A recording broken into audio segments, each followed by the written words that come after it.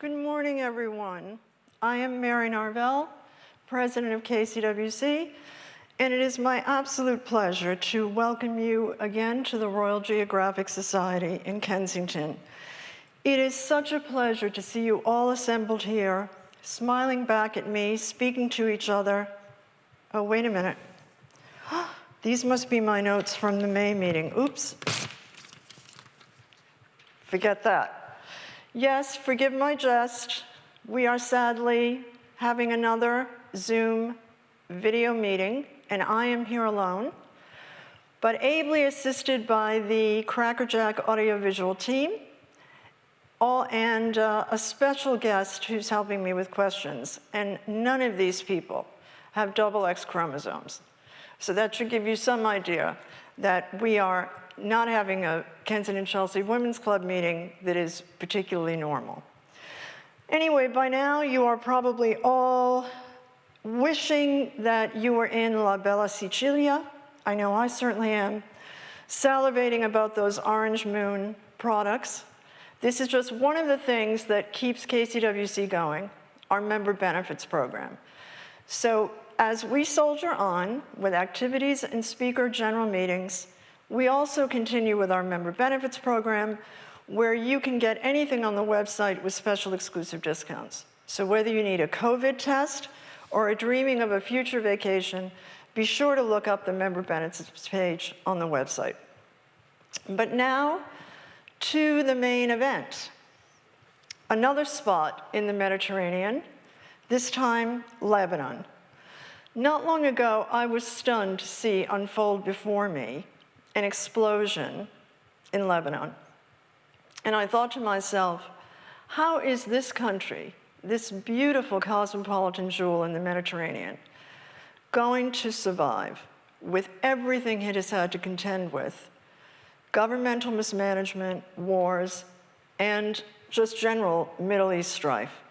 So I thought this would be a great topic for the Thinking Women's Club, KCWC, to explore. So I contacted our speaker, who, as it happened, answered promptly in Lebanon, where she had only just herself been a victim of the explosion. So I thought, who better than she to explain this cosmopolitan society and help us understand how journalism can play a part in accurately reporting events that happen around the world. And may I say, never did I think at the time that I was booking this, that someone with my passport, an American passport, would find this whole issue of journalism and reporting and what it can do particularly appropriate. So I am delighted today to introduce Dr. Zahera Harb from the City University London as our speaker today. A veteran reporter, Dr. Harb is well situated to understand the challenges facing her native country in Lebanon, as well as the Arab region.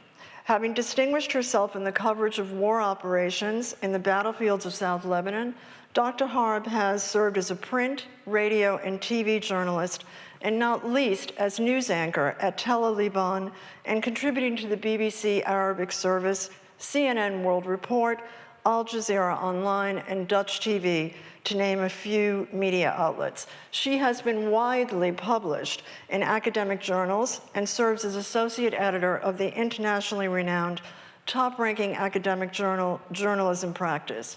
Named International Fellow at Stanford University Humanities Center in 2014, and a finalist for the Asian Women of Achievement 2018 award, she is decorated and acknowledged leader in her field. So I am delighted today to welcome Dr. Zahera Harb, International Journalism Cluster Lead at City University.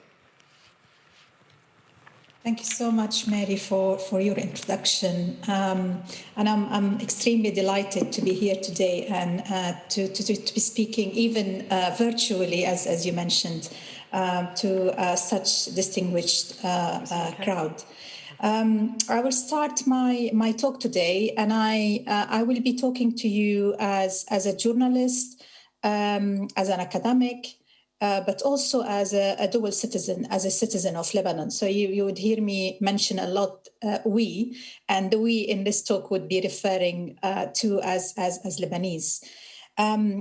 I will be sharing my views, my analysis, as I said, and it will be contested because as everything in my country, views, politics, religion, activism is contested. So you get to hear different views and different analysis of what's happening in the country. And what I'm going to be sharing with you is a kind of like a story that I'm going to take you through several images that I've put together in a slideshow.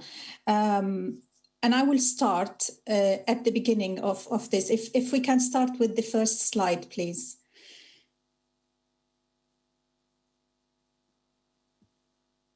So if we move to the slide after this.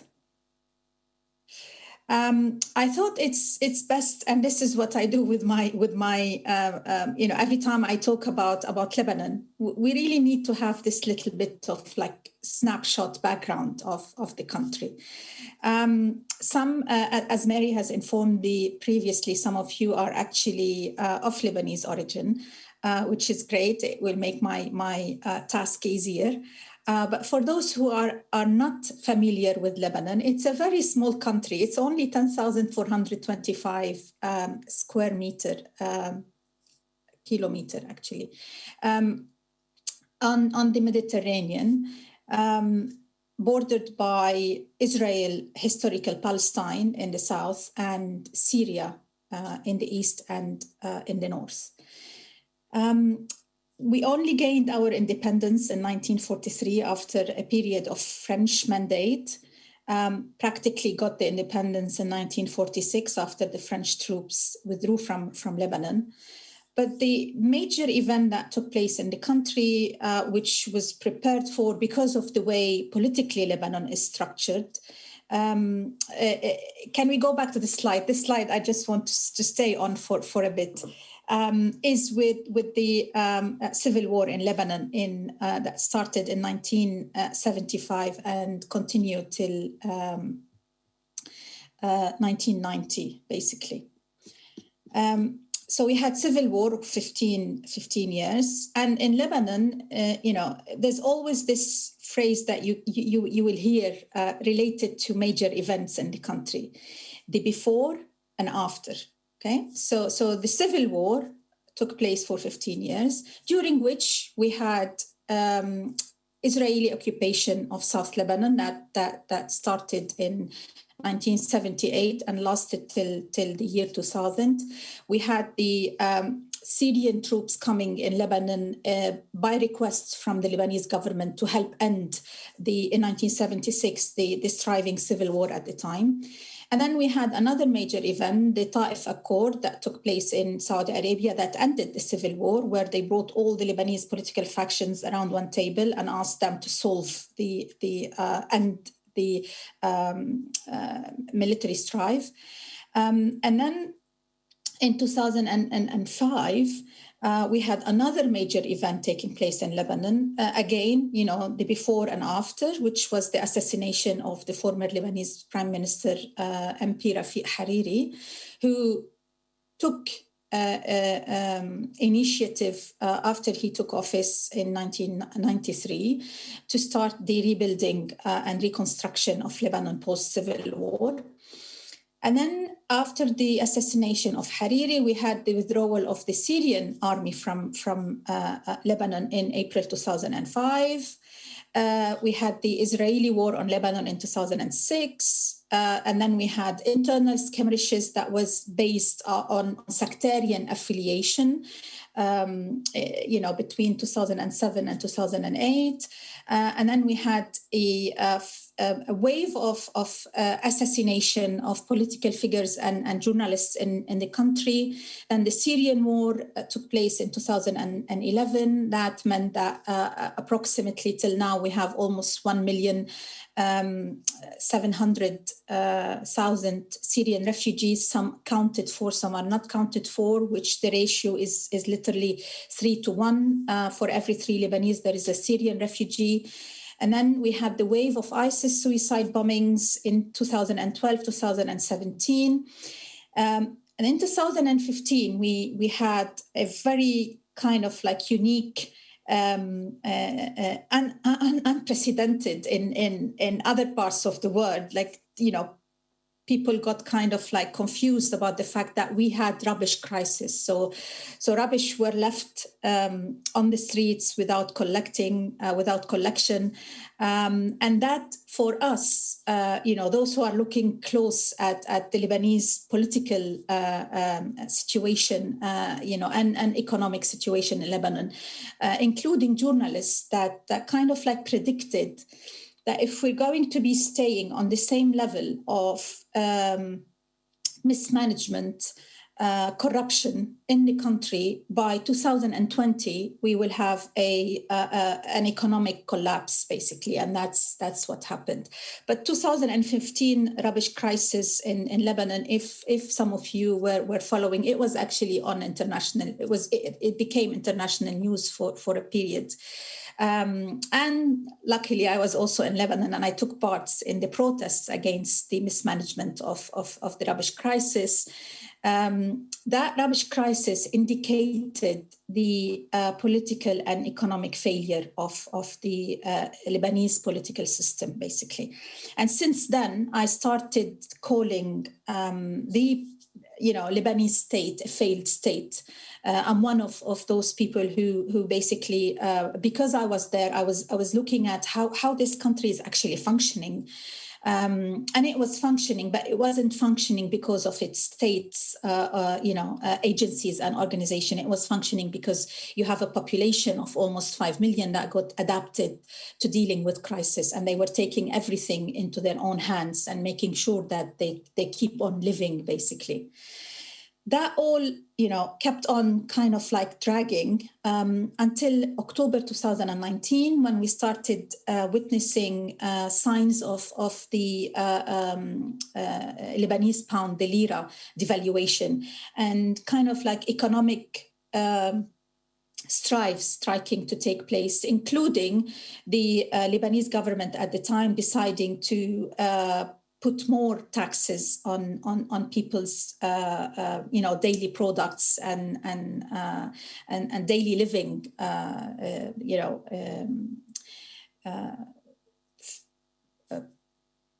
products, basically, including putting increasing the tax on WhatsApp messaging, which basically is free all over the world, but they wanted to put a $6 tax. It wasn't the $6 tax on WhatsApp that started the protest. It was mainly the fact that you've run out of all the options, all the economic solutions, and now you're running after the only thing that we feel is giving us a bit of breath. To be able to act, basically, and you want to put $6 on, you want to put more economic burden on the population, and that started the wave of protests in October 2019. Amid all of that. We had COVID, the protests kind of like eased down, but it was one of the first protests in the country that literally brought almost over half of the population. At the beginning, it was almost, 70% of the population or 80% of the population into the streets, because it was hitting everyone. Except for the, what we used to be referring to as the economic and political elite in the country, which constitutes, less than 10% of the population. Amid all of that, we were hit by the Beirut explosion on the 4th of August. If I can move to the second slide now, please. Now what we can, so basically, Beirut protests took place in October, November, and December, where the lira was getting more and more devaluated without any control, basically.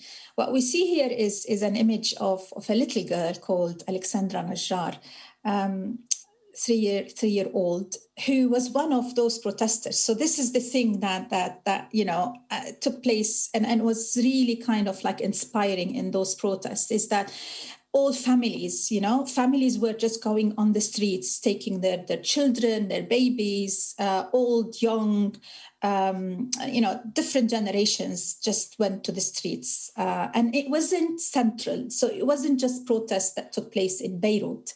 It was protests that was taking place even in rural areas in the country, which was one of the first that Lebanon has witnessed in its modern history, is that you see the same type of protest, the same slogans, the same kind of approach taking place in different parts, in different cities around the country, but also in towns that has kind of like rarely seen this type of protest on its streets.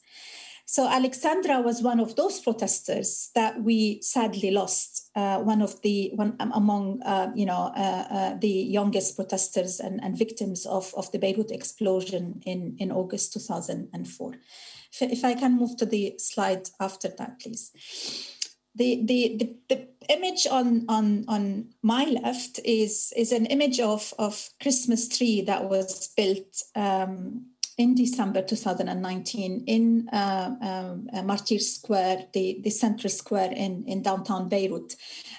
We had a kind of like a custom to the Beirut municipality usually put up a very large Christmas tree it becomes a center of attention in downtown, in the Martyr Squares in downtown Beirut. The activists in December 2019 decided that this is not going to be the case. So we're building our own central Christmas tree and it kind of like visualizes special moments in the protests, and also visualizes several slogans and that was raised during the protest. The image on so the Christmas tree image is I took that photo, but the image on your right is basically what became a very famous image of the density of the number of protests that took to the streets in Beirut, in Martyr Square, and that's the Mohammed Al-Amin Mosque, which is a very unique feature of Beirut, center downtown, which is adjacent by the Armenian, the historic Armenian church in the city. The protesters basically, took a very unique slogan that, again, it was one of those rare moments in the country that the Lebanese felt, you know what, it's not about who's leader or whose political faction is the fault for the collapse of this country. It's basically all killon yani killon in Arabic, which means that you're all responsible. Everyone who took responsibility, who basically took center stage in the Lebanese politics, in the Lebanese modern time, and mainly after the end of the civil war. See, we came back to the before and after. After the end of the civil war in 1990 is actually responsible to the state that we've got into now. And mainly because there has been lots of proofs of levels of corruption that was taking place within government agencies and on different levels within the government, the parliament, all the Lebanese institutions that was part of the functioning political system in the country. If I can move to the slide after that, please. in November 2019, we've usually on the 22nd of November is Lebanon's Independence Day from the French. So we're still celebrating Independence Day. It was the day when Lebanon was announced independent in 1943. But the protesters and the activists on that Independence Day decided that, okay, this year we're going to do the People's Independence Parade. So the military usually, the Lebanese army usually run this military parade every year to celebrate with the presence of the President of the Republic and the Prime Minister and the House Speaker. But in November 2019, people actually decided that we're going to be running our own People's Independence Parade. And it was one of those rare moments in the Lebanese modern history where you've seen all different groups that belong to different kind of like professional organizations, different sects, different political parties. People just left their political affiliation, sectarian affiliation, and went to the streets to say that we are now reclaiming this country. Okay, so we were really at a moment in the political history of a modern political history of the country where we as Lebanese felt that we're taking things in our hands now. We're not counting on the so-called political elite or so-called political and religious leaders.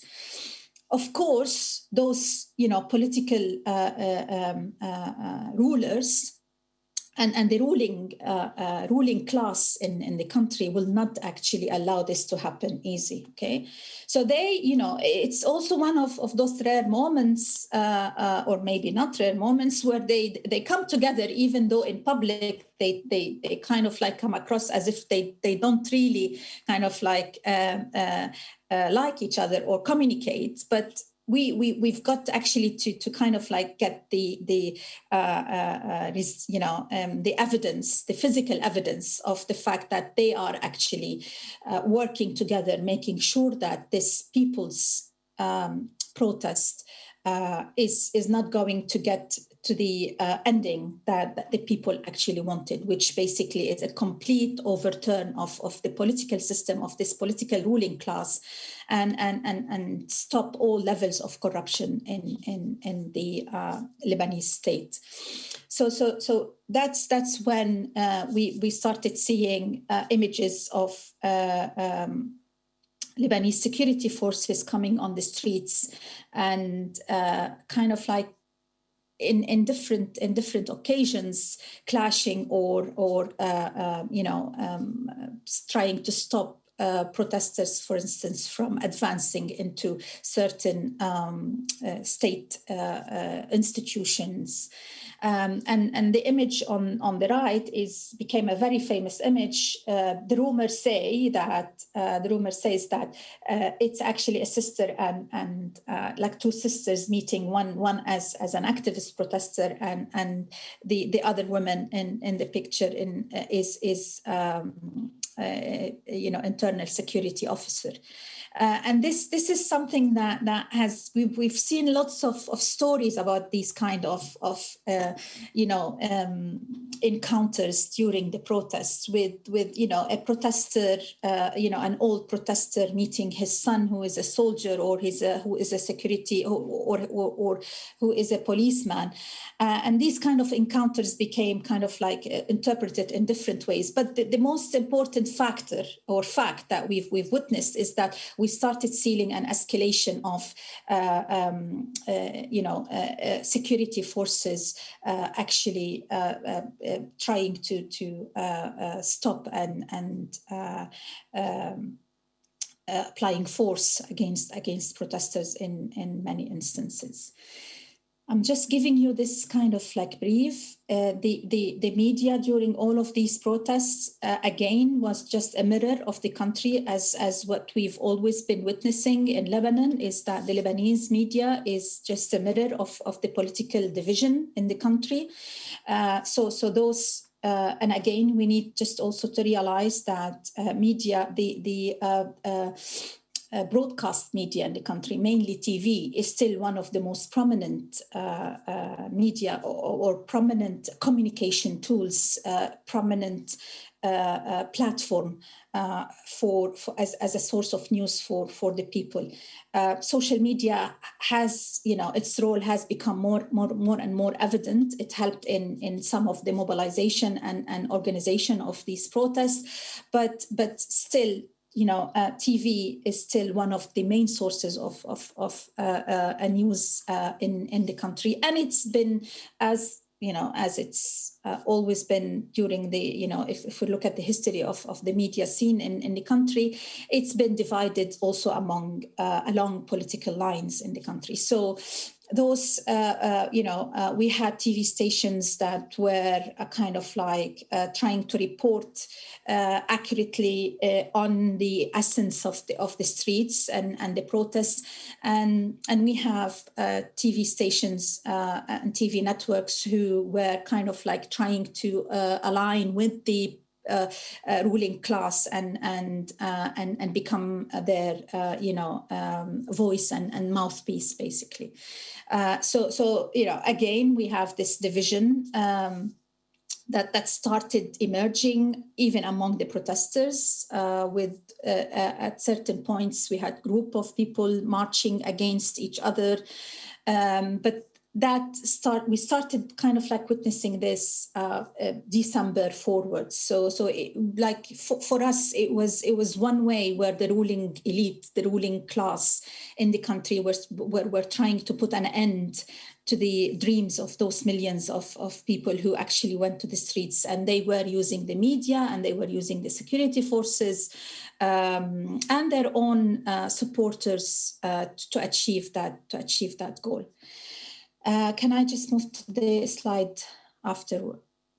In the midst of all of that, on August 4, and again, this picture was sent to me by a friend of mine from his own home in Ashrafiyeh, just seconds after the explosion took place. So in the middle of all of that, third of the city was destroyed. It was like an atomic bomb, basically.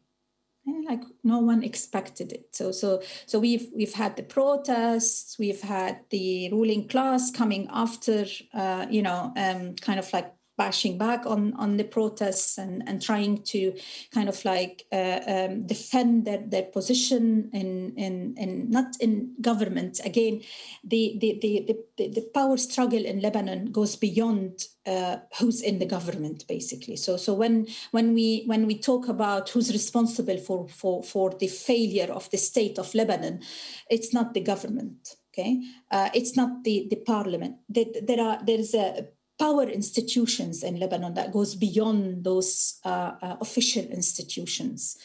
And again, goes back to the way the Lebanese political system is actually structured. August 4 happened. We didn't really know what was, it was just a shock to all of us. And the most important thing that we didn't know what was happening or what happened really. Can I just move to the slide after, please? It's this is another famous picture that was taken by a Lebanese journalist, which basically indicate exactly the time of the explosion in August, 6:07. Okay? If I move to the slide after that, I was in Beirut for a workshop to work with Lebanese journalists on identifying and defining hate speech in Lebanese media, following the what I indicated as the like level of hate speech that was kind of like emerging in Lebanese media discourse following the October 19 protests. And also, how the Lebanese airwaves was used to kind of like wage a war, different political factions, different religious sects waging wars against each other, using hate discourse over media airwaves. So I was in for those Lebanese old enough would know that Commodore Hotel was known for its history during the Civil War of hosting all the international and foreign journalists who were coming to Beirut to cover the Civil War. So I decided to make Commodore Hotel my base while I was in Beirut in July and August 2020. To run these workshops. And I took this photo basically 3 days after the explosion, just to kind of like, have this kind of like moment of where I was sitting when the explosion took place. So I was sitting on that table there, on the chair at the back, and exactly at 6:07, we've just received a message from one of our friends, journalists, saying at 6 o'clock, I think around 6 o'clock, it was me and other 3 friends sitting around that table. And the message showed a picture of smoke coming out of the port, and it says an explosion has taken place at the port. And we were looking at each other like we didn't hear anything. This is one of the fake news that has been going around, right? So I just messaged another friend of mine who's a journalist, checking with her if that image and those news are actually true. And then at 6:07, so 7 minutes after that image, that photo was sent to us over a WhatsApp group, the whole ground, the floor of where we were sitting basically started, like it shaked as if there has been an earthquake. Everything was just moved with a huge kind of like, we were in a state of like, we don't really believe what happened. Okay. And within second, I was just, holding the table, trying to, just saying what happened. And suddenly I could see, I heard this massive sound of explosion, and I could see glass windows and things flying, and suddenly I just, I didn't realize that I probably lost conscious for a few seconds, but I just, I found myself, my head on the table, and my friends around me shouting, something has fallen on Zahera, something has fallen on Zahera. And that was the moment when, so that big window, it's one of the hotel restaurant windows, glass windows fell basically on me.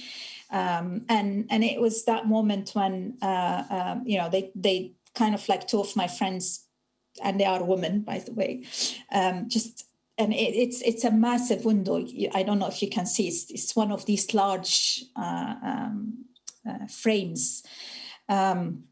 So they just lifted, and I just managed to get out from underneath that window. And when I stood up, my friends started shouting, "There's blood on Zahera's face! There's blood on Zahera's face!"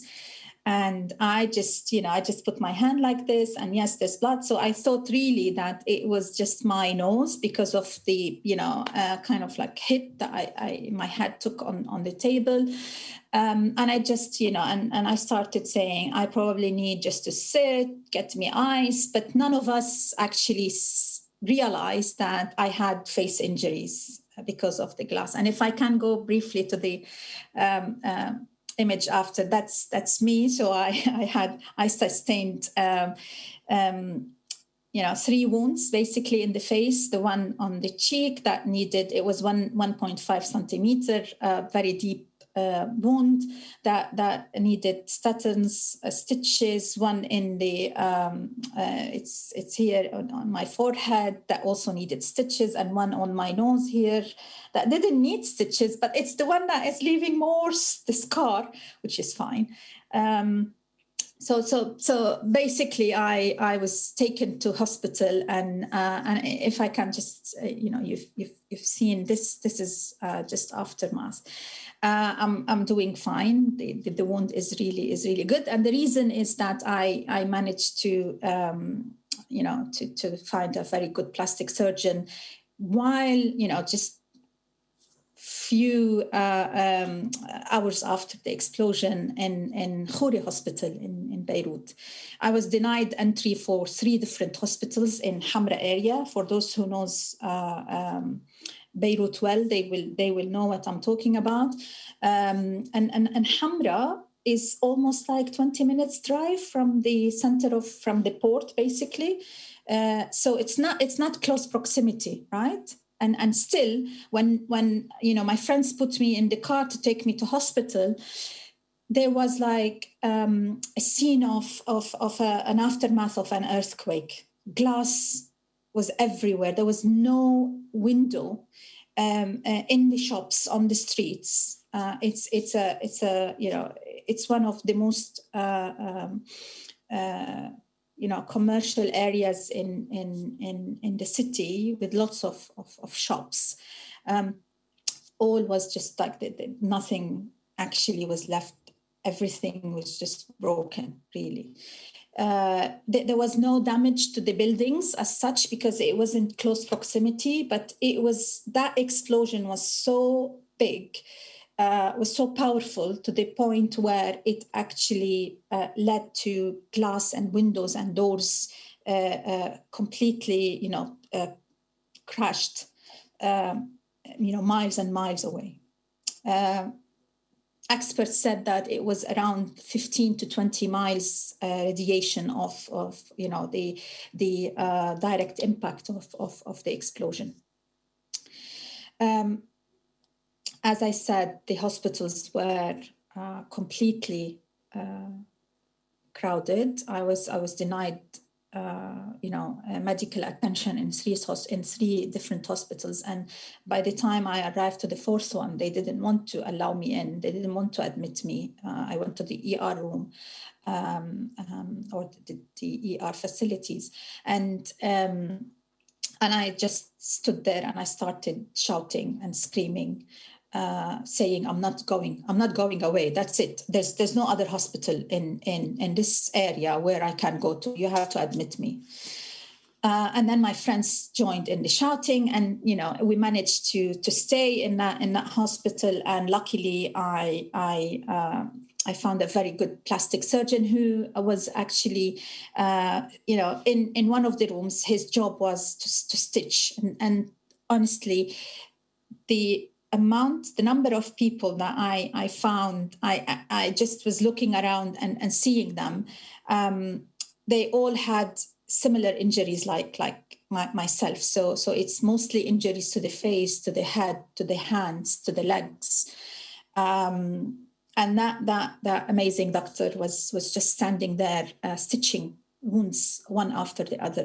I was waiting for 3 hours and a half till I got my turn to have my wounds stitched, and during that time I was just witnessing how amazingly those doctors, nurses, and medical staff was actually operating in order to make sure that they are trying to help and save as many lives as they can. If I can just move to this slide afterwards. And these are just quick slides. This is another photo that I took myself for the aftermath of the explosion of Beirut port, where the explosion took place. That was taken a week after the explosion, basically, because again there was warning that we shouldn't. I shouldn't have. I shouldn't leave the house because should be careful from infection, and that there was actually pollution in the air in the aftermath of the explosion. The image after that, again, that's from another angle of the port. It was, honestly, I have to say, it's nothing like watching it on TV. seeing it in person is devastating. The level of destruction, I haven't seen like it in my years as a journalist, in my years growing up in the civil war in Lebanon, covering different Israeli assaults on the country. I haven't seen such destruction.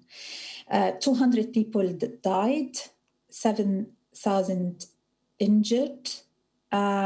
We don't really have proper count of the missing people yet. Okay, so there are still now missing people that they haven't been counted for.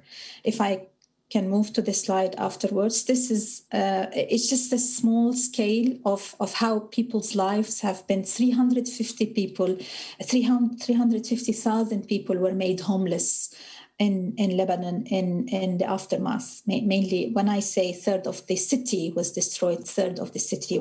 This is an image that was sent to me by a friend who happened to have to have a friend living in that building there. Luckily enough, he escaped injuries, but his flat was totally destroyed, and till now they weren't able to go back to the building because it has some very structural damage to it. This was at a very close proximity to the port, basically. Missing people, injured. We still have people till now who are either passing away because they have been in coma since the explosion, so 5 months on, or people waking up from coma that was that they went into because of the explosion. It's till now it's been a very kind of like really difficult times for the Lebanese. I'm one of the people, and I know many of my friends and family, and we haven't really get to terms with what happened. The political elite, the political ruling class in the country still haven't actually admitted their responsibility for the destruction of the third of the city, for killing 200 people, for injuring 7,000, for all the missing people in the aftermath of the explosion, for making 350,000 people homeless. No one wants to take responsibility. I believe they are all responsible. One of the things that happened in the aftermath, if I want to move to the slide after this one, please, is they started to telling us that it was an accident. It was an accident that no one should be, responsibility is measured by the fact that it was not actually intentional. They promised to investigate what happened, and that the investigation results will be shared in 5 days after the explosion. It's been 5 months now. Prime Minister of Lebanon, Hassan Diab, who is now the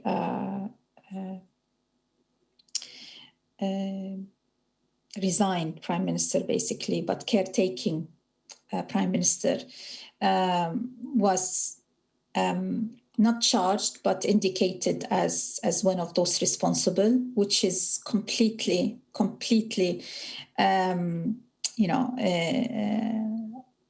unreasonable, because this person was in power for a year. Okay, he has responsibility because he was told in July or a month before the explosion about the ammonium nitrate that was in the port, that was stored in the port, and he did nothing about it. One former finance minister was also indicated in the charges. Yes, he is one of those responsible, but he's not on his own. So again, there were 4 people who were indicated in the charges, and it for all of us, or for most of us, felt like these are used as scapegoats, basically. So just to calm down and silence the people, who keeps telling them that you're criminals and you should be prosecuted for the crime that you've committed against all the Lebanese, across different sects, across different political spectrum in the country. And again, we keep hearing that it was an accident, and it's basically an offense for the families of the victims and for those who lost their homes and livelihood, because of that mismanagement, of that carelessness of the ruling political class in the country. If I can just move quickly to the slide afterwards, and briefly, I know I'm getting out of time. I want to leave time for you guys to ask questions. But again, the explosion. The first few days of the explosion, it was clear. The scene was clear. There was 2 camps in the country. Government agencies didn't do anything. State agencies didn't do anything. It was what we called at the time army of grooms volunteers that went on the streets trying to help each other, trying to help their fellow citizens, clean and make sure that they have a clean place and some food and clean water to consume. But just few weeks or basically a week after the explosion, there was a huge protest in the city, mainly in the city center, which was close proximity to the explosion, that was crushed heavily by the security forces, because protesters were trying to get into the parliament and kind of like occupy the parliament as a signal of protests against the failure of state institutions, basically. A week after the explosion, we started, and I wrote an article about this. I can share the link if you want, how Lebanese journalism scene was completely kind of like divided and manipulated, and a wave of hate speech completely took over the waves of radio, TV, and what is left of the Lebanese print, and also online platforms, online news platforms. A wave of hate speech against each other. So what the ruling class did is, instead of focusing on trying to address the reasons and the aftermath of Beirut explosion, they launched media messages and a war of messages against each other, blaming each other for what happened in Beirut port. Okay, so instead of saying let's take responsibility, let's see what we can do, basically they waged a war against each other, and each political party started throwing accusation and hate speech against another political coalition or party. Sects, so sects also were, and as the case in Lebanon, post civil war, sects, and also post the assassination of Hariri, the father. Sects were used also in this hate speech war, basically, and conflict, and it was one of those moments in the history of Lebanese media where I just, as a journalist who worked in the country, as an academic who now research and analyze Lebanese and Arab journalism, I haven't seen this low level of operation conducted by by not all of them, by a large number of Lebanese journalists, where they actually became a mouthpiece of hate speech. They became part of this whole, ruling class trying to distance themselves from responsibility over what happened in Beirut on August 4. We do still have some independent, brave journalists who are still trying to speak up to power. Some of them still have responsibilities in major media institutions. They are protected because they have a large follower support among the population. But we've also seen the collapse or the complete,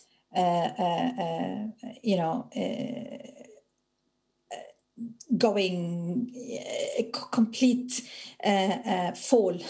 That's the word I was looking for. Complete fall of really big names of journalists in the country. That was clearly obvious that they have been bought. And I can say that bluntly. They have been paid for certain economic and political powers in Lebanon to defend these political and economic powers in what they are doing and in avoiding responsibility of what we've actually come to in the country. If I just move to the last slide.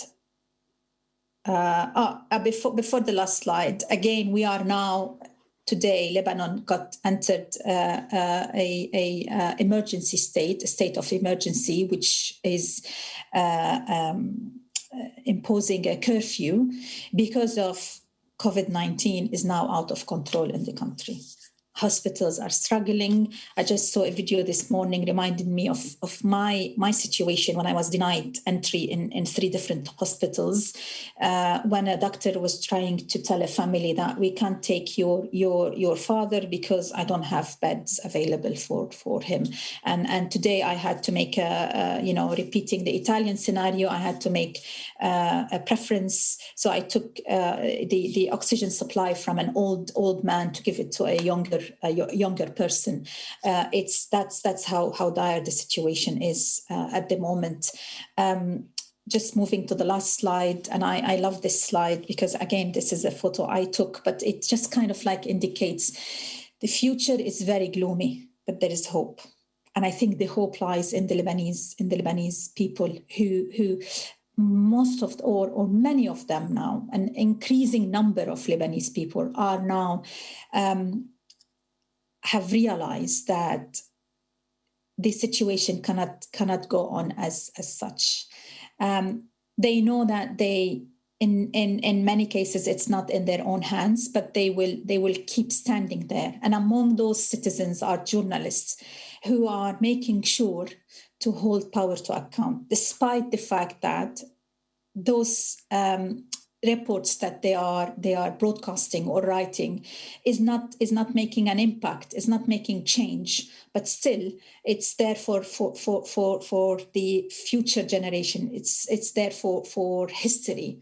And I'm someone who's very optimistic, and hope is still there, but hope only lies within the Lebanese people, within those people who actually went to the streets in October 2019. And it's only that kind of mentality where we all unite for the better of our country is what is going to save us from this corrupt ruling class that we have at the moment. Thank you. Thank you so much. And isn't it interesting how no matter what country we're in lately, it seems the message is just that there has to be unity, that there has to be people coming together for the betterment of the country and trying not to see it through the prism of personal gain. We did have one question, Dr. Harb, that I wanted to put to you from Muriel Parachon. She asks that we saw President Macron immediately offer support after the explosion. How do you explain the visit of President Macron in Lebanon? Is it coming from the historical links between the two countries, and has that help materialized yet after all? Just to start from the end of the question, it hasn't materialized. So even President Macron failed actually to make the ruling class in Lebanon admit or commit to reforms in institutions. Basically, he also is kind of like we're still without a government. We're still actually now operating under a caretaking government because the politicians, including the president of the state, the House Speaker, and former Lebanese prime ministers and current Lebanese prime ministers, and the one that was assigned to form a government or elected to form a government or named within the Lebanese system, we still don't have a government because each of those powers, political powers in the country, wants to have a share that make that political power dominant in the political scene and in how the country and how its institutions are run. Macron came to the country, yes, because of the historical connections, but also it's not just historical connections. When Hariri, the father, the assassinated prime minister, came to power in 1993, he had very good connections with the president of France at the time. And those connections with France kind of like were interpreted in lots of help and support that France was, economic mainly help and support that France was. And also France became the place where that has hosted several economic conferences to help and support Lebanon. And the last one was the Sadr conference, was also organized and managed by France. So there's lots of connections, political and economic connections, starting from the historical relation with France, but it also manifested itself in the modern political history of the country. And some actually, I also want to add here that some people criticized, how the Lebanese were asking President Macron to interfere and to get rid of the ruling class in the country at a moment of anger. Right? And I was one of the people who were saying the Lebanese are reacting that way. They're reacting to Macron, they're asking Macron for help out of despair. It doesn't mean, if France will now kind of like put its hands on the country and put its mandate again, the Lebanese will not accept that. Basically that was a moment where the Lebanese population, or those who were there on the street, were kind of like trying to link to anyone that they feel that might give them a sense of hope, that might help them at a moment of despair. I was one of those people in those few days after the explosion. There was a huge sense of despair that overtook all of us. It's like, we've always been this country that has been adapting to all the crises, all the burdens that were put, including 2006 July war. Like, Israel destroyed almost half of the country, really. The infrastructure were completely put to ground, and still we did not feel that sense of despair that we felt after the August explosion. It wasn't a foreign enemy. It wasn't something that out of our hands, right? It was something done by our officials. It was neglect. It was mismanagement. It was corruption that has caused us this level of death, despair, destruction that we haven't seen before. Now, that brings me to Gilly O'Sullivan's question in London. Who actually brought the ammonium nitrate into the port? Has that been determined? And which government department allowed it? In the midst of all this recrimination about mismanagement of government and the ruling class and the Lebanese people being lost in the midst of all this, is there at least some retribution that can be directed to one company or department that can be seen to have caused this explosion? It's what I call the $1 million question. Well, Gilly will be thrilled to know then that she asked the $1 million question. Yes, it's a question we've been asking since day one, and we're not getting an answer. There are actually investigative journalists in the country that has followed the ship that brought it in. Okay, it was on its way to one of the countries. I can't remember the exact country in Africa. It's said that it actually started from Ukraine, and then we were told it started from another former Soviet republic. The agencies that are, or the ministries that are responsible for this have been throwing back and forth accusations against each other. Is it the finance ministry responsibility? Is it the Ministry of Transportation responsibility? Is it the port management responsibility? Is it the security forces that overlooks the port security responsibility? Honestly, till now, we don't have answers. Okay, so it's the responsibility of all of these agencies. Now, the Arab University of Beirut has just announced in a statement 2 days ago that they have launched an investigation on the amount of nitrate ammonium that was destroyed, and they said that in their forensic investigation, the amount it's not more than 275 kilogram. 275 ton of, sorry, I'm just confused with 275 ton, which is not the 2,750 or 2,500 that we were told that was actually stored. We know that is stored in. So, and the Arab University of Beirut was saying that none of the official agencies or government agencies have actually contacted us to kind of like communicate with us about the results of our forensic investigation.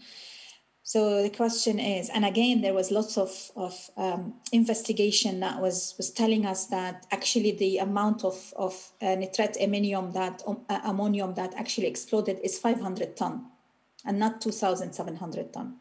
So where has the other amount of the nitrate ammonium come? And what? Who is going to tell us? Who is going to tell us how much of the ammonium nitrate actually exploded? Who is going to tell us who is responsible for storing? Who is going to tell us, have there been safety measures taken, put in place? Who is responsible for safety measures in the port for these kind of storage? Health and safety. Who runs health and safety in the port? Let's start with that. No one is giving us answers. So it's shockingly frustrating then, because not only can no one be held accountable, but you are not even clear how such a tragedy could be averted in the future. So another one of our members from Iraq says this is not an unusual story for her of government mismanagement, and she's wondering, is there any social umbrella, God help us today if we use the word socialism, but is there any social umbrella whereby the Lebanese people can look for help? I mean, how are they living? What is the answer for the average person in the population going to be with this much dysfunction surrounding the country? There has been lots of voluntary groups, people helping each other. One thing that is still good in our culture is family support and family networks, or the support of the family networks. So people have been, friends and family have been helping each other. There are voluntary organizations, charities, that are offering help. One of the things that happened post the explosion, and again, there are lots of Lebanese that criticize that kind of like call. I was one of the people who I was interviewed on several platforms and media organizations, and I was saying, don't send money to the Lebanese government because that money will just disappear. We don't know where the money will go. So send money to trusted charities. And one of those charities or organizations in Lebanon is the Lebanese Red Cross that has done really, really amazing work with in the aftermath of the explosion. But again, just, so I was saying, send money to trusted individuals and trusted charities and organizations. Sadly, there was also stories of organizations or group of people who we discovered later on that they were not actually genuine in their call to help. So they were just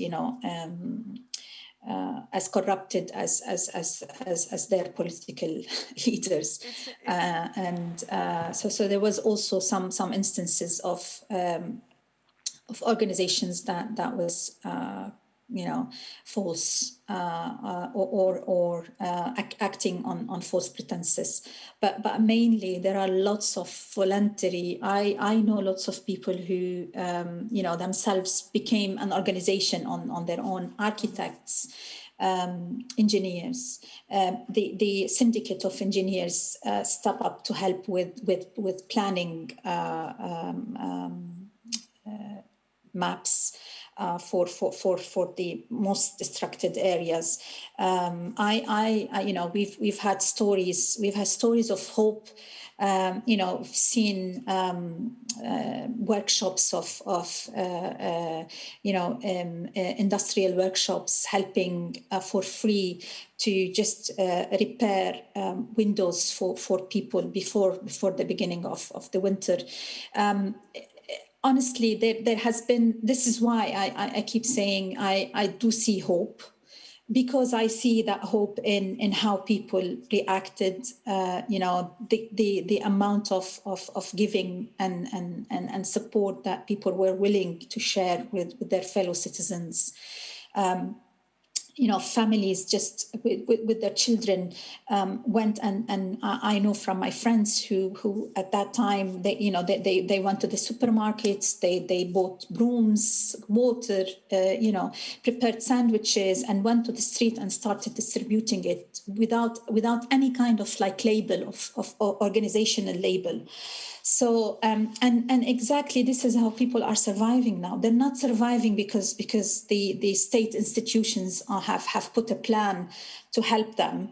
They are surviving because of the support of other fellow citizens and their families and friends. It's interesting that you mentioned the Red Cross, because when this happened, in fact, one of the questions that I had next was to what organization might someone be able to lend money? But when this explosion occurred, I contacted group that we are affiliated with here, the Federation of International Women's Association in London, and their suggestion too was the Lebanese Red Cross, because it could be relied upon to not only be legal and not abuse the donations, but also facilitate them and disseminate them to the places where they would most be needed. I guess I have to ask you too, even in your optimism, and we only have time for a couple of more questions, so in your optimism, what do you think the Lebanese people really must do now? I mean, and I guess in terms of women, what role do women play at a time like this? Can their insight and organization, you know, we see so many countries now, frankly, that are ruled so successfully by women, that are dealing with the COVID crisis better because there are women in charge.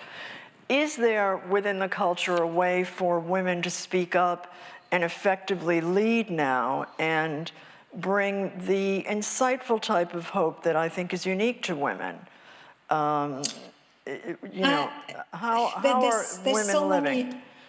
Yeah, there's so many levels to your question, but the first thing I want to start with is that in Lebanon, women are, okay, there are lots of issues with the statement I'm going to say, but we operate on the same level as men. Like, we don't see ourselves around that, including the right to give the Lebanese women's children from a foreign husband or a foreign man the right to citizenship, because that's still not something that we can do, or the rights of women for custody, for children custody in certain religious courts, for instance. But it's for us Lebanese women, it's a continuous struggle that we are sharing with fellow Lebanese men. So on a political level, the struggle is shared equally. We don't see ourselves as, you know, I keep talking about we. I've been away from the country for a long time, but I do feel that as Lebanese women, we feel that we have equal share of responsibility, but also equal share of trying always to make sure that we live in a better country. And the reason I ask that in particular is because this explosion would have impacted, presumably, most intimately, the responsible area a woman finds herself in control of: the household, the children, the schooling, everything that would be so emotionally and immediately disrupted. And without a state umbrella to help people, you know, immediately who were displaced, you would think that this would strike at the core of what women would most value. And then my last question, because this is something that's becoming particularly important to me as I witness what's happening in my own country, and I know that these are huge questions to ask you in a few seconds left, but as a journalist, you must be concerned about fake news, about the role of disinformation, what I call really the new virus, that this is an equally vicious pandemic. Are you able to identify, in particular with Lebanon, and as you try to recover from the effects of governmental mismanagement on top of this explosion, are you too struggling with fake news and alternative facts and truth is not truth? As a journalist, what do you think about that? Yes, it's actually at the heart of the hate speech campaign that I was talking about, that followed the Beirut explosion, and it still exists now with the COVID. But you know, because COVID is a different matter, but politically, I'm one of those researchers who have identified a close contact or close connection between disinformation and hate speech, and that disinformation leads to and generates hate speech, basically.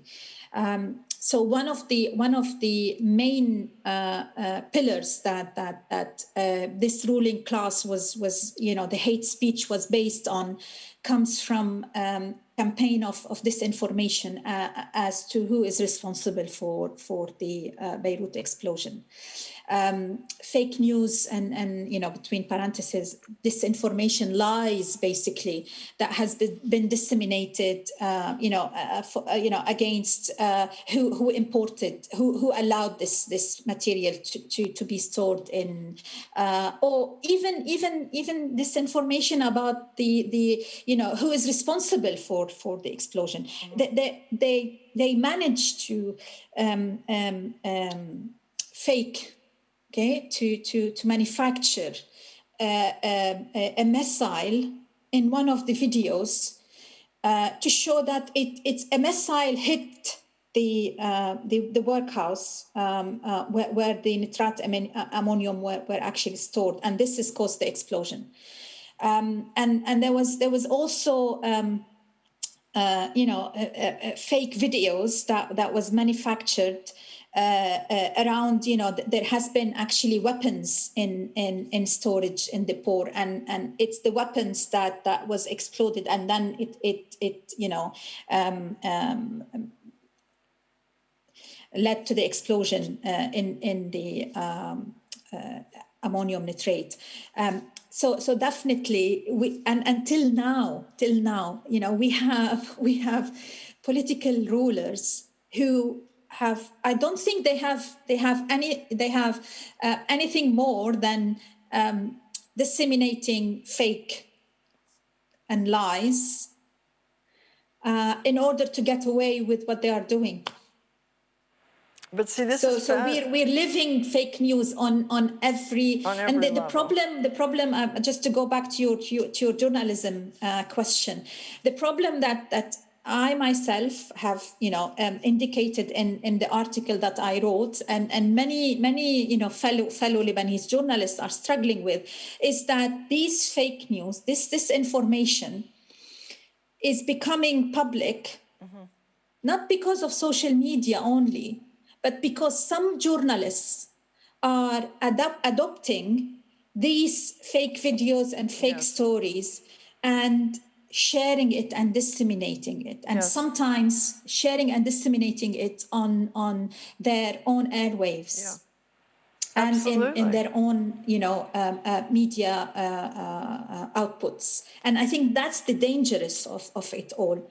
Social media is, we're trying all to kind of like deal and understand how to deal with social media and disinformation.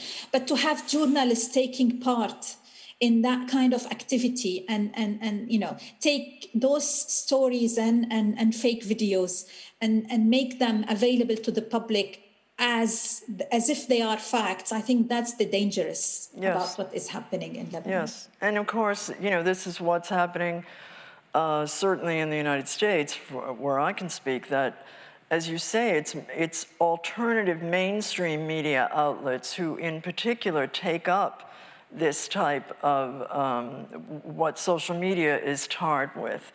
But the idea that you're pursuing, the link of that with hate speech is, I think, fascinating, and something maybe we should invite you back to discuss, because clearly the world is just a tinderbox, and you feel as though the many things in which we had faith this year we've learned so easily unravel, and I think that's what perhaps we're all finding so frightening to deal with. I can't thank you enough for the generosity of your time to speak to us, especially under the trying conditions of Zoom and translating slides and broadcasting. And how difficult it is for me not to be able to welcome you in person and to have you meet our members who would line up to thank you themselves and ask you questions. We have to just hope for better times everywhere around the world. But Dr. Harb, thank you so very much. I really appreciate it. Thank you so much for having me, and I hope that I've given you. I know I get passionate when I talk about Lebanon, but I hope that this just gave you an idea of the situation that we're currently living in. But it's only through passion that we're going to fix these things. I always tell that to my husband, who tells me, oh, you must be logical. And I think logic didn't produce the Sistine Chapel. It didn't produce all the beautiful things in the world. You have to be passionate. So again, thank you so very, very much. Thank you. And to the rest of our members, it only remains for me to say thank you for virtually joining me. Naturally, I continue to hope that I will spend part of my KCWC presidency actually in the presence of some of our KCWC members. That would be nice, and a recollection of times past. I doubt that we will be able to do that in February, when we look forward to hosting Dr. Tristram Hunt of the Victoria and Albert Museum. That will come sooner than we realize, on Thursday, February 4th. Details of broadcasting are still being worked out. In the event that we have a further lockdown, we'll have to see how this works. And then another 4th, March 4th, we will welcome Lady Helen Brocklebank, who is the CEO of Walpole. Walpole is the brand ambassador of luxury goods that are UK marks, and I think it's just about time for us to think about something that we might pamper ourselves with, and luxury, not aside, would be wonderful. And I will leave you with one activity note. I know that I need a glass of champagne, and thanks to Foodies, on January 29th, they are going to be hosting what's a really fabulous event with the sommelier from Soterio and Enoteca in the city. They will be delivering Rotorua champagne and hors d'oeuvres for 2 to 3 people straight to your door. And the brand ambassadors, the UK ambassadors for Rotorua Champagne, will be on part of the broadcast. And I know one particular member who is watching this broadcast right now, who only drinks Rotorua Champagne and will positively, absolutely be signing up for that event. So, with this, I am going to put on my mask. I am going to go with my husband, who has been thankfully fielding your questions. I am going to go back home to where we have been living like moles. And thank you all for your attention today. It is a pleasure to have KCWC to distract us. Do look on the website for everything that we are offering. I am amazed at the amount of activity. I know you all want to socialize. I know you wish it were not via Zoom, but you know, it's important that we support each other right now, and just be grateful for every day that we are healthy and happy and able to remember friendship. So thank you all so very, very much for tuning in today. Bye-bye now. Okay.